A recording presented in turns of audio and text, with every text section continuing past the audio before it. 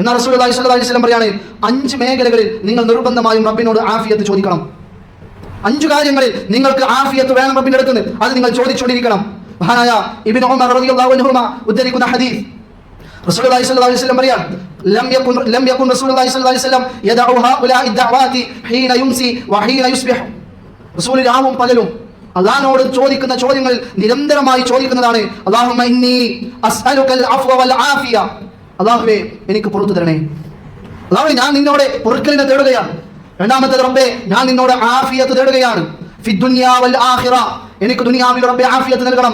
വൽ ആഖിറ, ആഖിറത്തിലും ആഫിയത്ത് നൽകണം. റസൂലിന്റെ ദുആയാണ്.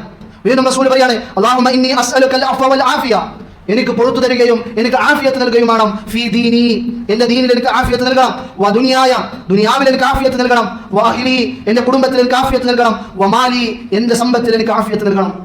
ഈ 5 കാര്യങ്ങളിൽ നിങ്ങൾ ആഫിയത്ത് അല്ലാഹുവോട് ചോദിക്കണം.